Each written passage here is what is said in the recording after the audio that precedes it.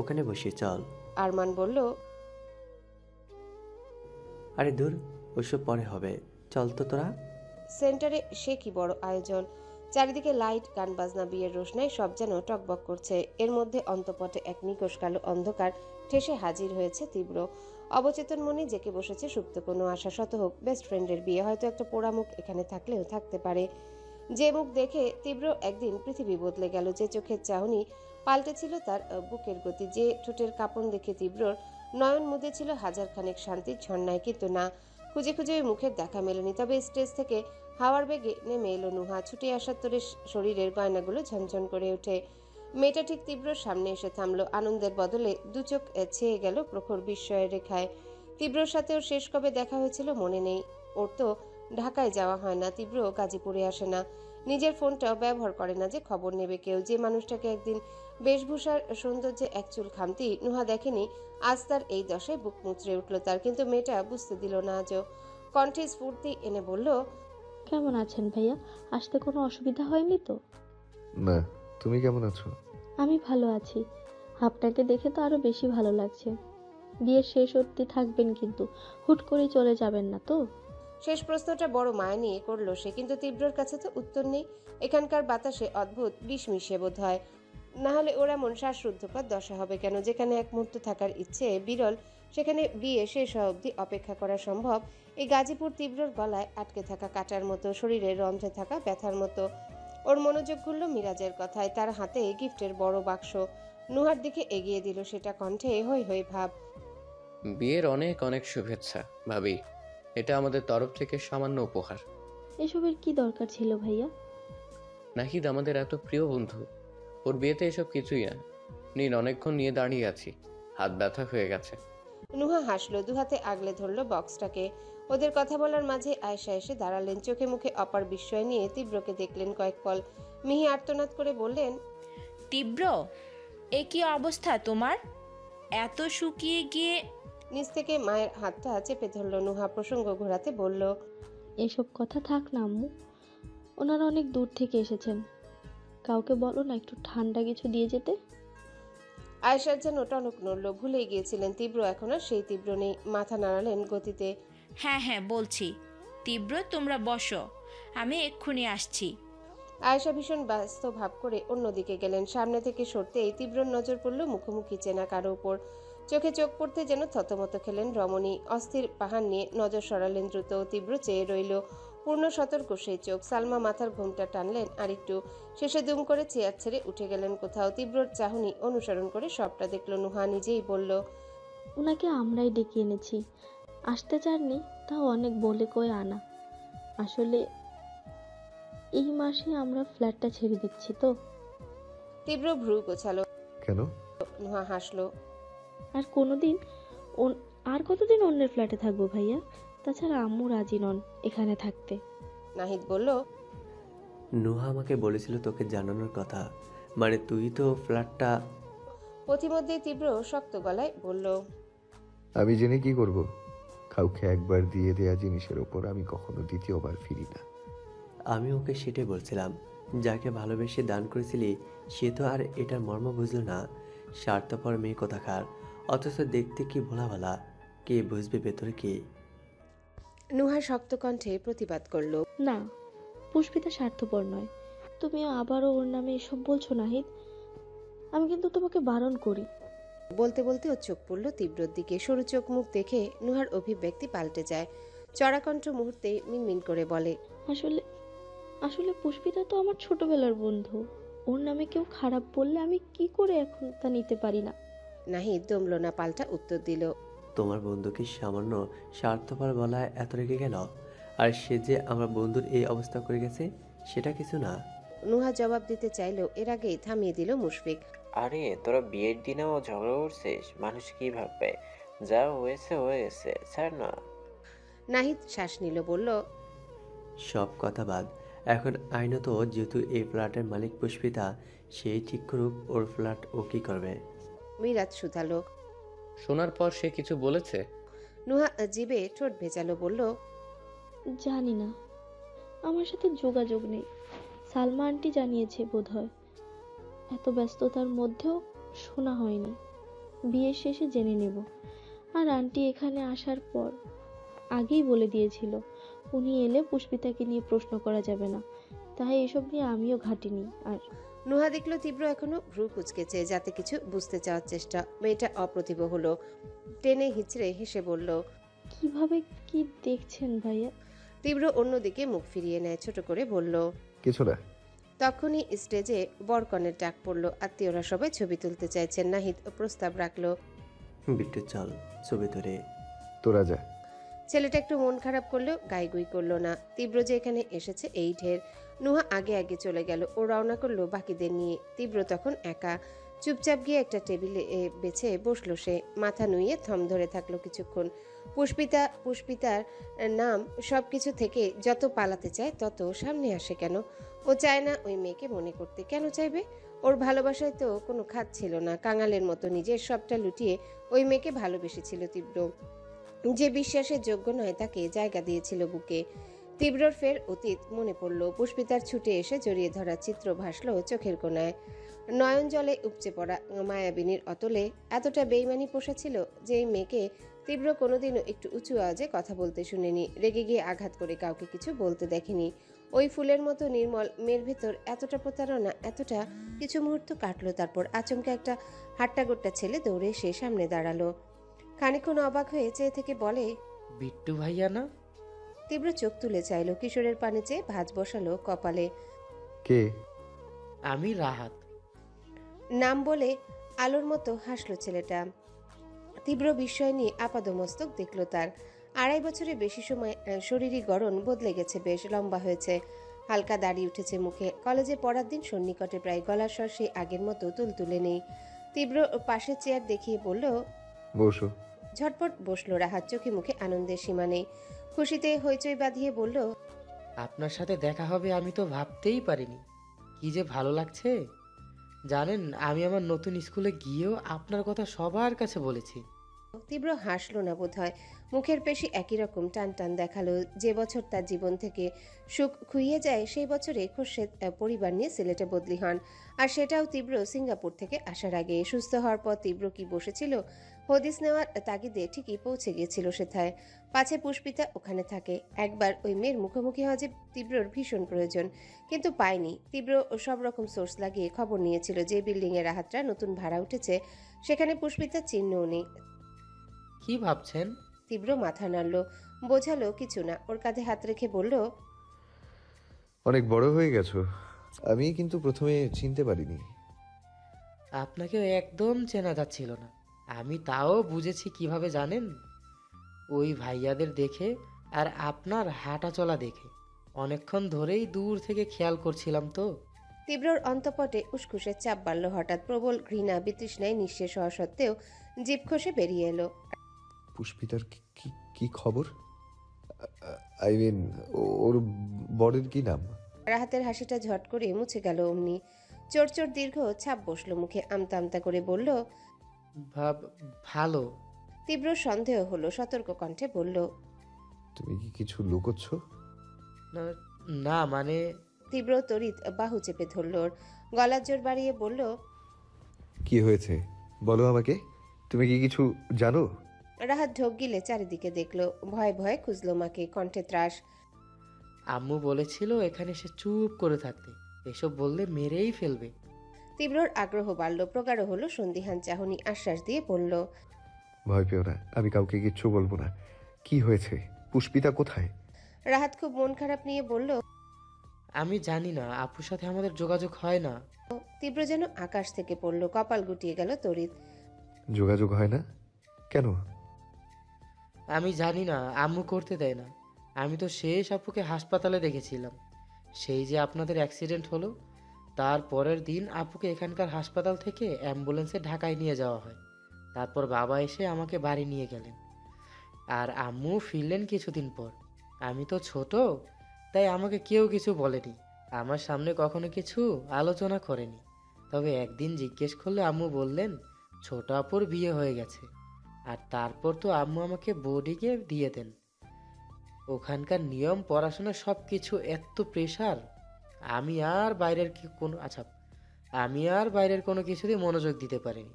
তবে আপুকে আমার এখনো খুব মনে পড়ে, জানেন। রাহাত দীর্ঘশ্বাস ফেলল, কিন্তু আশ্চর্য মনে চেয়ে রইল তীব্র। কথাগুলোই কেমন গুলিয়ে গেল সব। নুহা যে বলেছিল পুষ্পিতাকে ওর মনি বাসায় নিয়ে গেছে, তাহলে রাহাত বলছে কেন শেষ হাসপাতালে দেখেছিল? আর বিয়ের কথা রাহাত জানে না কেন? পুষ্পিতার স্বামী, শ্বশুর বাড়ি এসবই বা চেনে না কেন? ওর মা কেন পুষ্পিতার সাথে কাউকে যোগাযোগ করতে দিচ্ছে না? তীব্র উদ্বিগ্ন হলো ফিরতি প্রশ্ন ছুটতে। পূর্বেই পকেট হতে রাহাতের স্মার্টফোন বাজে। বের করে স্ক্রিনে চোখ বোলায় সে ব্যস্ত হয়ে বলে, আমার দাদু ফোন করেছেন, আম্মুকে নিয়ে আসি। এটা কার ফোন? এমনিতে আম্মুর, কিন্তু আমার কাছেই থাকে। আম্মুর আরেকটা আলাদা ফোন আছে, স্মার্টফোন তেমন একটা কমফোর্টেবল না, তো তাই। আমি যাই, হ্যাঁ। রাহাত উঠে ছুটে গেল, রেখে গেল বিভ্রমে লুটপাট হওয়া তীব্রকে। পুষ্পিতার কথা রাহাত কিছু জানে না। এখানেই যেন সব প্রশ্ন, সব কথা এসে জট পাকিয়ে যাচ্ছে। সময় শেষে তীব্রর মনে হলো কেউ একজন মিথ্যা বলছে ওকে, কিন্তু কে? নুহা? হতে পারে নুহা পুরো সত্যি বলেনি। তীব্রর কানে বাজলো নাহিদের কথায় নুহার বিরোধাভাসের দৃশ্য। কেমন জোর গলায় বলল, না, পুষ্পিতা স্বার্থপর নয়। পরপর মাথা নাড়ল সে। না না, নুহা কেন মিথ্যা বলবে? যে মেয়ে ওর আসল পরিচয় জেনেও কাউকে বলেনি, সে এত বড় একটা ইস্যু নিয়ে মিথ্যে বলবে না। তাহলে কে মিথ্যা বলছে? রাহাত? হয়তো সে মায়ের শেখানো বুলি আউড়ে দিয়ে গেল, কিন্তু মুখ দেখে তো মনে হয়নি মিথ্যা বলছে। নাকি অন্য কেউ মিথ্যে বলছে এখানে? তীব্রর ভেতরটা অজানা এক ত্রাসে চটফট করে উঠল। মাথার নিউরনগুলো দাপিয়ে বেড়ালো ক্রমশ। সালমা কথা শেষ করলেন, ফিরে চাইতে নুহা সামনে এসে দাঁড়ায়। ওকে দেখে হাসলেন তিনি। বিয়ের কনে এখানে? কিছু বলবি? খেয়েছো তুমি? না, আসলে ভাবলাম আয়েশা আপার সাথেই বসবো। আঙ্কেল, মিথিলাপু কেউ এলো না যে? তোর আঙ্কেলের যা ব্যস্ততা, আর মিথিলাটাও বিয়ের পর কোথাও যেতে চায় না। নুহা মুচকি হেসে বলল, আপু ভালো আছে এখন? সালমা হাসি হাসি মুখ করে বললেন, হ্যাঁ, মেয়েটা খুব বদলে গেছে জানিস। 5 ওয়াক্ত নামাজ পড়ে এখন, রোজা রাখে। সেই জিন্স টপস পরা মেয়েটা মাথায় ঘোমটা ছাড়া কোথাও বের হয় না। নতুন করে আবার পড়াশোনা ধরেছে। ওর শ্বশুর বাড়ি তো আমাদের বাসা থেকে কাছেই একদম, প্রতি সপ্তাহে সপ্তাহে দেখা করতে আসে। নুহা হাসলো। স্বস্তি পেল মিথিলার কথা জেনে। সেদিন নাহিদের জবাবগুলো হয়তো একটু বেশি বুকে বিধিয়ে নিয়েছিল। এতটা পরিবর্তন কি সেজন্যে? কথা বলার মাঝে ওপাশ হতে ডাকলো নাহিদ। নুহা এদিকে এসো। সাড়া দিতে চপল পায়ে ছুটল তরুণী। সালমা ঠায় দাঁড়িয়ে তখনও। হঠাৎ মনে হলো কেউ যেন দেখছে। বড় তীক্ষ্ণ সেই তাকানো। ভদ্রমহিলার চারিপাশে চাইলেন, হাতে ছোট্ট বাটন ফোনটা ভাইব্রেটের শব্দ তুলল সহসা। ত্রস্ত কিছু সচেতন হয়ে দাঁড়ালেন তিনি। ফের চারিপাশ দেখে রওনা করলেন কোথাও। সালমা নিরিবিলি এক কোনায় এসে থেমেছেন। আওয়াজ ভীষণ নিচু, খুব আস্তে আস্তে বলছেন, জ্বর এসেছে? এ বাবা, এখন আবার জ্বর? ওষুধ খেয়েছিস? ঠিক আছে ঠিক আছে, আমি কালই আসবো। একটু থেমে বললেন, কথা বলবি? কিন্তু ও যা ব্যস্ত, এ ডাকছে ও ডাকছে, আমার সাথেও 2 মিনিট কথা বলার সময় পাচ্ছে না। তার ওপর এত মানুষ এখানে। ফোন টোন কোথায় রেখেছে কে জানে। আমি পরে কথা বলিয়ে দেব, কেমন? হ্যাঁ রে বাবা, হ্যাঁ, সব ছবি দেখাবো। আর তুই এত কথা না বলে বিশ্রাম নে তো, আমি কালই আসছি। সালমা লাইন কেটে আবার ভিড়ভাট্টায় ফিরলেন। অথচ পিলারের আড়ালে দাঁড়িয়ে থাকা চওড়া দেহটা তার নজরেই পড়েনি। তীব্রর ঈগল চোখ গুটিয়ে বসেছে, ভেতরটা ধকধক করছে দুরূহ সংকেতের তোড়ে। সে শক্ত হাত মুঠো করে দাঁড়িয়ে রইল কিছুক্ষণ। তারপর চট করে এদিক ওদিক দেখলো। দূরের রাহাতকে হাত তুলে ডাকতেই দৌড়ে এলো সে। হ্যাঁ ভাইয়া।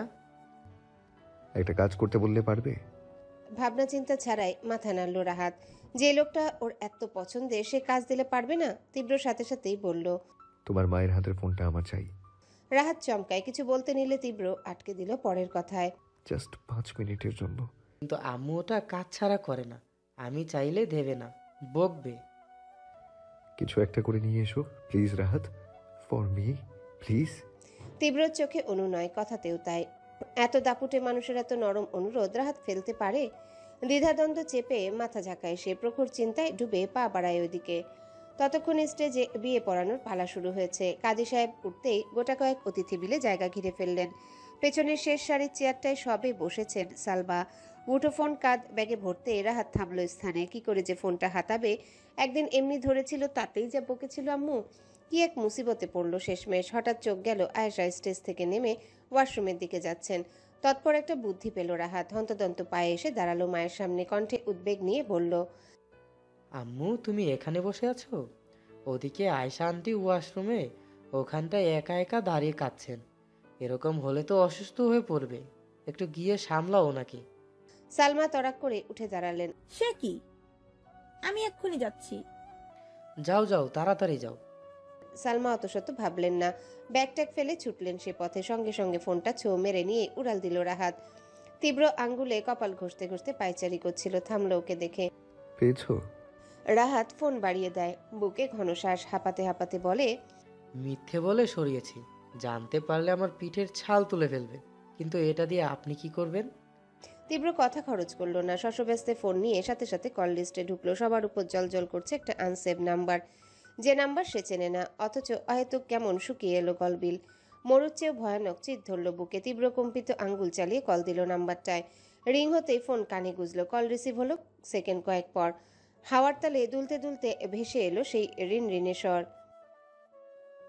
পরিষ্কার আকাশের সাথে মিতালি সুর তুলে দাঁড়িয়ে নীলাচল। শহরের অদূরে শৈলপ্রপাতের স্বচ্ছ জল অবিরাম ধারায় বইছে। শীতের স্বল্প কুয়াশা ছিঁড়ে খুঁড়ে শির উচানো সূর্যের সোনালি আভায় চকচকে চারিপাশ। টিলার উপর সিমেন্টের বাড়িটা বেশ উজ্জ্বল সেই আলোয়। বিছানার এক কোণে মুখ ভার করে বসে আছেন সালমা। পৌঁছেছেন প্রায় অনেকটা সময়, অথচ বোরখা খুলেননি এখনো। চেহারায় উদ্বিগ্নের ছাপটুকু স্পষ্ট। প্রৌঢ়ার কোলে মাথা রেখে একটা ছোট্ট আদুরে ছানার মতো শুয়ে আছে পুষ্পিতা। কদিন যাবৎ জ্বরের তোরে শরীর প্রচণ্ড খারাপ, তার উপর ঠান্ডা, কাশিও হচ্ছে খুব। ফর্সা মুখটা শুকনো, হরিণী নয়ন তারা টলটল করছে জলে। খোরশেদুল ওর মুখ থেকে থার্মোমিটার বের করলেন, হাতে নিয়ে লক্ষ্য করলেন তাপমাত্রা। ফোঁস করে দম ফেলে বললেন, 99 ডিগ্রি। সালমা স্বস্তির শ্বাস টানলেন এক চোট। চিন্তিত চেহারা, এতক্ষণে হাসি দেখা গেল। বললেন, যাক বাবা, কমেছে। পুষ্পিতা মুখ খুলল, রিনরিনে স্বর রুগ্ন বেশ বলল, দৌড় দিয়ে মাত্রই ঢুকছিলেন ফারজানা বেগম। সম্পর্কে সালমার সেই কলেজ জীবনের বন্ধু তিনি। দুহাত ভর্তি নাস্তা ট্রেগুলোতে সমেত কেবলই পা রেখেছেন ঘরে। পুষ্পিতার শেষ কথা শুনতেই ধমকে উঠলেন চড়া গলায়, চুপ করো মেয়ে, গায়ে এত জ্বর পুষে রেখে আবার বলছো আমার কিচ্ছু হয়নি। আর তুমি আমাকে একবার জানালে না কেন? আমাকে বলতে না পারো শাহিদকে বলতে। পুষ্পিতা মিনমিন করে বলল, এরকম জ্বর তো আমার প্রায়ই হয়, আপনারা শুধু শুধু ভাবছেন। ফারজানা চোখ রাঙিয়ে বললেন, আবার কথা বলে। সালমা, দেখেছিস তোর মেয়ের অবস্থা? এরকম জ্বর নাকি ওর প্রায় হয়। কে দিয়ে মানুষ করেছিস বলতো এটাকে? ঠিকঠাক কিচ্ছু খেতে চায় না, কত বলে কই দুটো ভাত খাওয়াতে হয়। এত রোগ শরীরে, তাও কেমনে কথা বলে দেখ। দুপা ফেলে হাতের খাবারগুলো টেবিলে রাখলেন তিনি। খোরশেদকে বললেন, শুনুন ভাইজান, আপনাদের মেয়ে কিন্তু খুবই অনিয়ম করে। আমি যদি 2-4টে ধমক টমক দিই, তখন কিন্তু আমাকে কোনো দোষ দিতে পারবেন না। দোষ কেন দেব? তুই কি ওর পর? ভালোর জন্য দুটো কেন 200 ধমক দিস, কেউ কিচ্ছু বলবে না। তুই যেভাবে মায়ের মতো ওর খেয়াল রাখিস, এমন কেউ পারে? ফারজানা হাসলেন, প্রসন্নের হাসি তাগিদ দিয়ে বললেন, অনেক কথা হয়েছে, এবার নে সবাই নাস্তা কর। ভাইজান, হাত মুখ ধুয়েছেন? না আসলে। ও দাঁড়ান, আমি জলের ব্যবস্থা করে দিচ্ছি। শাহিদটা সেই সকালে বাজারে গেছে, এখনো ফিরল না। ফারজানা চপল পায়ে আবারও চললেন বাইরে। পায়ের বেগ দেখে ব্যস্ততা ঠাহর করা গেল। এই টিলার অর্ধেক জায়গা তার স্বামীর নামে। 3টে বাড়ির মাঝখানে একটা তক্তকে উঠান। কোনার বাম দিকে যে একচালার বাড়িটা, পুষ্পিতা ওখানেই থাকে। তার পেছন বরাবর মুখোমুখি স্থানে বিশাল অনাথ আশ্রমের সাইনবোর্ড দেখা যায়, শাহেদের বাবা মোস্তফা কামালের নামে, যেটা তৈরি করেছিলেন ফারজানা। অনাথ আশ্রমে শখানেক বাচ্চারা থাকে। আশেপাশে বাড়িঘর থেকেও পড়তে আসে অনেকে। অ্যাক্সিডেন্টের পর থেকে পুষ্পিতা এখানে রইলেও আশ্রমের কাজে যোগ দিয়েছে প্রায় বছর 2 হবে। ফারজানা দৌড় চাপিয়ে ঘর ছাড়লেন। খোরশেদুলের কথাতেও অসন্তোষ। সত্যি রে পুষ্পিতা, তোর প্রায় রাতে জ্বর ওঠে আর তুই কাউকে বলিস না? আমরা তো তোর জানাবি নাকি? কবে একটু নিজের কথা ভাববি? পুষ্পিতা কাষ্ঠ হেসে বলল, আমার নিজের বলতে কিছু আছে খালুজান, কি নিয়ে ভাববো বলুন তো? বেঁচে আছি এই অনেক। খোরশেদুলের মুখভঙ্গি বদলায়। ক্ষণ মুহূর্ত থমকায় চাহনিরা। এক পলক স্ত্রীর দিকে চেয়ে বললেন, এভাবে বলছিস কেন? আমরা বুঝি তোর কেউ নেই, তুই কি পুরনো কথা ধরে এখনো আমার ওপর? পুষ্পিতা মাঝপথেই বলল, না না না খালুজান, আমি কি তেমন? আমার ওসব মনেও নেই। খোরশেদুলের চেহারায় আলো ফিরল না। অতীতের কাজের পরিতাপ পরিচ্ছন্ন চিহ্ন তুলল সেথায়। ছোট থেকেই মেয়েটার সাথে কত অন্যায় করেছেন, এখন শেষ বেলায় ভালোবাসলেই বাকি। এত সহজে কি সবাই ভুলে যেতে পারে সব? ভাবনার মাঝে হাতের উপর একটা কোমল হাত পড়ল। চোখ তুলে চাইলেন ভদ্রলোক। পুষ্পিতা ভেজা গলায় বলল, আমি আমার বাবাকে কখনো সামনাসামনি দেখিনি, হয়তো দেখেছি কিন্তু মুখের গড়ন মনে নেই। বাবা কেমন হয়, তারা কিভাবে কথা বলে, প্রথমবার আপনাকে দেখে বুঝেছিলাম খালুজান। মিথিলা আপু আপনাকে যেভাবে বাবা বাবা ডাকতো, আমারও খুব ইচ্ছে করতো আপনাকে অমন করে ডাকতে। কোনোদিন সাহস না হলেও আমার কাছে আপনি আমার বাবার মতোই খালুজান। মনির পর আমার আরেক গুরুজন, আর শাসন তো মা বাবারই করে। আপনিও আমাকে শাসন করেছেন, আমার বাবা থাকলেও করতো। তাহলে অহেতুক সেসব মনে পুষে রেখে আমি কেন রেগে থাকবো বলুন? এতদিনে আমাকে এই চিনলেন আপনারা? আবেগে অনুশোচনায় খোরশেদের চোখ ছলছল করে উঠল। হাতটা তুলে পুষ্পিতার মাথায় রাখলেন তিনি। মৃদু হেসে বললেন, তোর মন খুব বড় রে মা, এতটুকু মানুষ হয়েও মনের দিকে থেকে তুই আমার অনেক উপরে। পুষ্পিতা কিছু বলল না। আর রোগে ভোগা শরীরটায় নরম নেই তেমন, শুধু মনির কোলে আরেকটু দৃঢ় করলো নিজেকে। কাল থেকে চটফটানো রমণী হাসলেন এবার। খোরশেদুল পুষ্পিতার মাথায় হাত বোলাচ্ছে, চোখ জুড়িয়ে গেল দৃশ্যটায়। এমনটাই তো তিনি চেয়েছিলেন এককালে। সেই নাদান শিশু পুষ্পিতা ঘরে আসা থেকে চেয়েছিলেন মেয়েটা খোরশেদুলের ভালোবাসা পাক। এতদিনে হলেও হচ্ছে তো, এই অনেক। মাথা নামিয়ে পুষ্পিতার কপালে চুমু খেলেন তিনি। মোলায়েম কণ্ঠে শুধালেন, কিছু খেতে ইচ্ছে করছে? ও মাথা নাড়ল দুপাশে। না, খেতে ভালো লাগছে না। খোরশেদুল বললেন, ভালো লাগছে না বললে তো হবে না, খেতে হবে। তোর মুখের দিকে কিন্তু ঠিক করে তাকানোও যাচ্ছে না পুষ্পিতা। তুই যে ফল খেতে ভালোবাসিস আমি সব এনেছি, ঠিক ঠিক করে খাবি, মনে থাকবে? পুষ্পিতা ঠোঁট উল্টালো অনীহা দেখিয়ে, বোঝালো খাওয়ার রুচি নেই। খোরশেদ সতর্ক গলায় বললেন, বুঝেছি, তোকে বলে লাভ নেই। সালমা, তুমি কিন্তু নিজে দায়িত্বকে সব খাওয়াবে। সে না হয় খাওয়ালাম, কিন্তু এখন খালি পেটে তো আর ফল দেয়া যাবে না, একটু স্যুপ করে দেই। পুষ্পিতা এবারও মাথা নাড়ল। গলা থেকে জিভ সব তেতই একসা। এর মধ্যে খাবার নামবে? খোরশেদুল এক ফাঁকে হাত ঘড়ি দেখলেন। সকাল ছাপে প্রায় দুপুর গড়ানোর সময় হয়ে এসেছে। তারপর উঠে দাঁড়ালেন তিনি। ব্যতিব্যস্তে আওড়ালেন, 12টা বেজে গেছে। আমার যে কাল অফিসে একটা জরুরি কাজ ছিল, এক্ষুনি রওনা করতে হবে। পুষ্পিতার কণ্ঠে উদ্বেগ। এক্ষুনি? কিন্তু মনি যে বলেছিল আজ আমার কাছে থাকবে। হ্যাঁ, আমি একাই যাব। তোর এই অবস্থায় তোর মনি যাবে কখনো? পারে না পুরো বছর এখানে এসে থাকতে। যা ছটফট করে বাসায় থাকলে যদি দেখতি। কিন্তু রাহাত? ও তো কালই বোর্ডিংয়ে চলে গেছে, ওসব নিয়ে চিন্তা নেই। এই সালমা, আমি আসি বুঝলে, এখন না বের হলে জ্যামে পড়তে হবে। সালমা বললেন, ফারজানা নাস্তা দিয়ে গেল যে, খাবে না? হবে না, এখান থেকে বাস পাওয়া খুব মুশকিল। কাল থেকে সব স্কুল প্রতিষ্ঠানে পরীক্ষা শুরু হচ্ছে না, অনেক কাজ জমা। তুই অসুস্থ শুনে আর থাকতে পারিনি। যাকগে, ফারজানাকে বলে আসি।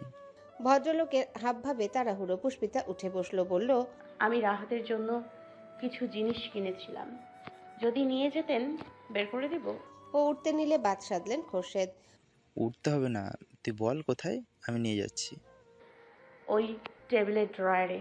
খোরশেদ ড্রয়ার টেনে খুললেন। পরপর 3টি বাক্সের দেখা মিলল। ছোট্ট চারকোনাটায় ঘড়ি আর অন্য দুটো ভর্তি চকলেটে। সালমা হেসে বললেন, চকলেট? রাহাত কি আর ছোট আছে রে? কত লম্বা হয়েছে এখন, একেবারে বড় সড়ো পুরুষ দেখতে লাগে। ও যতই বড় হোক আমার কাছে সেই ছোট্ট রাহাতেই থাকবে, যে জুতোর ফিতে বাঁধতে হলেও দৌড়ে আসতো। খোরশেদুল দীর্ঘশ্বাস ফেলে বললেন, ও তোকে খুব মিস করে জানিস, তাই ফটো অ্যালবাম বের করে তোকে দেখে। পুষ্পিতার মুখখানা তলিয়ে গেল অন্ধকারের কুয়োয়। গুমড়ে ওঠা পরিবেশ বদলাতে প্রসঙ্গ কাটালেন তিনি। বললেন, ঠিক আছে, হ্যাঁ, নিয়ে যাই তাহলে, তুই সাবধানে থাকিস। সালমাও উঠে এলেন। চলো এগিয়ে দেই। তুই একটু থাক মা, আমি যাব আর আসবো। পুষ্পিতা ঘাড় কাত করলো। খোরশেদুল বিদায় নিয়ে চলে গেলেন। সালমা পিছু পিছু চললেন স্বামীর। পুষ্পিতার চোখ বেয়ে কফটার জল গড়িয়ে গাল অব্দি আসে। ওনার মাথা তুলে আবারও মুছে নেয় তা। এর কিছু সময় পরেই চৌকাঠে এসে দাঁড়ালো শাহেদ। খুকখুকে কাশির শব্দে পুষ্পিতা ঘাড় ফিরিয়ে চাইল। শাহেদকে দেখে স্বাভাবিক করলো চোখ মুখ ছোট করে বলল, আসুন। শাহেদ মাথা নুইয়ে ভেতরে এলো। তার দুহাতের মুঠোয় দুখানা বাজারের ব্যাগ, একটার উপর দিয়ে উকি দিচ্ছে লাউ শাকের সতেজ পাতা। সেগুলো এনে রাখলো মেঝেতে। জিজ্ঞাসা করলো, জ্বর কমেছে? আঙ্কেল আন্টি কোথায়? আন্টি মানে আপনার মায়ের কাছে গেল। খালুজান রওনা করবেন এখন। সে কি, আজকে মা যে আমাকে দিয়ে এক গাদা বাজার করিয়ে আনলেন, এসবের কি হবে? জরুরি কাজ আছে তাই মনি থেকে যাবে। শাহেদ বলল, ও তুমি ওষুধ খেয়েছিলে? জি। মা বলেছিল তোমার পিঠে ব্যথার ওষুধ শেষ, এনে দিতে হবে। না, খালুজান নিয়ে এসেছেন, আপনি চিন্তা করবেন না। শাহেদ কাঁধ উচালো। ঠিক আছে, আমি তাহলে ওই দিকটায় যাই। কিছু আনার দরকার হলে ছোটনকে বলো, ও এনে দেবে। পুষ্পিতা একই রকম হাস্যহীন বলল, কিছু লাগবে না, আপনি যান। আচ্ছা। বাজারের ব্যাগ দুটো ফের হাতে তুলে শাহেদ বেরিয়ে যায়। তার খচখচে জুতোর আওয়াজ বড্ড কানে লাগলো পুষ্পিতার। সাইনাসের যন্ত্রণায় মাথার একপাশ দপদপ করছে এখনো। খাটের চ্যাপটা কাঠের গায়ে মাথা হেলে দিল সে। চোখ বন্ধ করলো শ্রান্ত দশায়। দীঘল পল্লবে অসুস্থতা আর ক্লান্তি ছুটে এসে বসলো অমনি। জ্বরে ভালো ঘুম হয়নি গত রাত। এইটুকুতেই তন্দ্রায় মুদে গেল পুষ্পিতা। জানলা ছাড়া ঘরে বাতি আলো নেই। সদ্য দুপুরে নরম রোদ সেখান থেকে লম্বালম্বি ঢুকছে। সদর্পে গিয়ে হাত পা মেলেছে পুষ্পিতার গোল গোল মুখে। শুভ্র আদলের ঝকমকে রূপ স্বল্প তমসায় তলালো সেই আলো কমতেই। জানলা আর রোদের মাঝখানে এক চওড়া অবয়ব এসে দাঁড়ালো হঠাৎ। একটা লম্বা অন্ধকার লুটিয়ে রইল পুষ্পিতার কপল জোড়ায়। সহসাই ষষ্ঠ ইন্দ্রিয় সচেতন হলো তার। শ্বেতরঙা কপালে ভাঁজ বসলো দু একটা। মনে হলো কেউ একজন চেয়ে আছে, দেখছে ওকে। তীক্ষ্ণ ক্ষুরধার সেই দৃষ্টির ধরন। পুষ্পিতার ঘুম শেষ। ত্রস্ত চোখ মেলে চাইল। ফাঁকা ঘরে চোখ দুটো সোজা গিয়ে পৌঁছালো দীর্ঘদেহী সেই মানুষের উপর। তরুণীর রুগ্ন চোখে ঝাপসা চাহনি কাটিয়ে পূর্ণরূপে ধরা দিল যে। পুষ্পিতার শীর্ণ বুক ছাত করে উঠল। থমকে দাঁড়ালো পুরো পৃথিবী। সুবিশাল আকাশ চূর্ণ হয়ে ভেঙে পড়ল মাথায়। চুল দাড়ি আর গোফের আড়ালে থাকা একটা ফর্সা মুখ। ঘোলা নেত্রমণি জলজল করছে হীরার ন্যায়। আড়াই বছর পর আবার মুখোমুখি দুজন। কতগুলো মাস, কয়েকশো দিন, কয়েক হাজার ঘন্টা পর তীব্রকে দেখল পুষ্পিতা। এই মুখ চেনায় ভুল হতে পারে কখনো? মেয়েটার শ্বাস প্রশ্বাস স্থিতি এলো। শীতার্ত বাতাবরণেও ঘেমে গেল সমস্ত শরীর। পিঠের হাড় ছুঁয়ে নামলো ভীষণ ঠান্ডা বরফ স্রোত।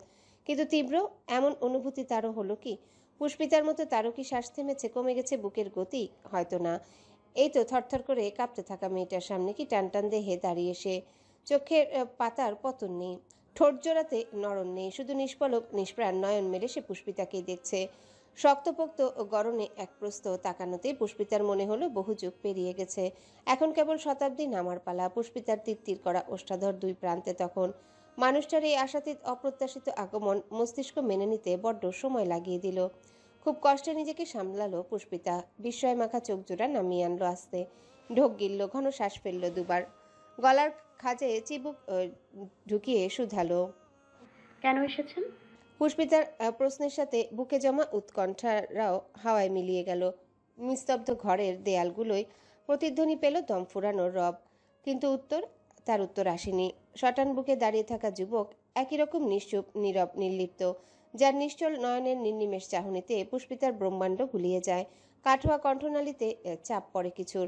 অশান্ত সমুদ্রে বহু দূর থেকেই তেরে আসা ঢেউটা যেমন হয় অমন সাই সাই বেগে কিছু একটা এসে পুষ্পিতার গলা চেপে ধরল। তুফান নামলো শ্বাসের বহরে। হয়তো কান্না, নয়তো ভয়। কোনটা? পুষ্পিতা হিসেব মেলাতে পারল না। খড়কড়ে ঠোঁট দুটো জিভে চুবিয়ে সাহারা খুঁজল বাঁচার। গায়ে জড়ানো পুরো কাঁথাটা বুকের সাথে দৃঢ় করলো আরো। বড্ড সাহস জুগিয়ে তীব্র চোখের দিকে চাইল। মানুষটা নড়ল এতক্ষণে। দুপা ফেলে খাটের ঘনিষ্ঠে এসে থামলো। চওড়া কাঠ এলিয়ে রাখলো পিঠ। শক্তপোক্ত বাম পা একটু ভাঁজ করে হাত গুজলো বুকে। অথচ চোখ ওরা তেমনই অনড়, অমনি অচল। সামনের তরুণী হতে যারা একদণ্ড সরে আসার ইচ্ছে প্রকাশ করলো না। কি দেখছে এত? পুষ্পিতার শরীরে লোম দাঁড়িয়ে যাচ্ছে। রন্ধ্র শিরায় সবেতে যেন তুষার ধ্বংসের জোগাড়। এই অনুভূতি পুরনো। প্রেমের শুরুতে তীব্র তাকালে ঠিক এভাবেই তার গতর জমে যেত। কিন্তু সেই দৃষ্টির সাথে আজকের তো কোনো মিল নেই। আজকের এই তাকানোর ধরন ভিন্ন, আলাদা। এর কোনো ভাষা নেই, ব্যাখ্যা নেই। একটা মৃত লাশের চোখ খোলা থাকলে দেখতে যেমন লাগে ঠিক যেন তাই। মেয়েটার অস্বস্তি হলো। এবার নার্ভাসনেসে ডুবে গেল সব। জিজ্ঞাসা করেই ফেললো, হ্যালো বন্ধুরা, পরবর্তী পার্ট খুব তাড়াতাড়ি আসবে, তো সবাই অপেক্ষায় থাকো। আর চ্যানেলটি যারা এখনো সাবস্ক্রাইব করোনি তারা পরবর্তী পার্ট দেখার জন্য চ্যানেলটি সাবস্ক্রাইব করে রেখো। ধন্যবাদ সবাইকে, আমাদের সাথেই থেকো।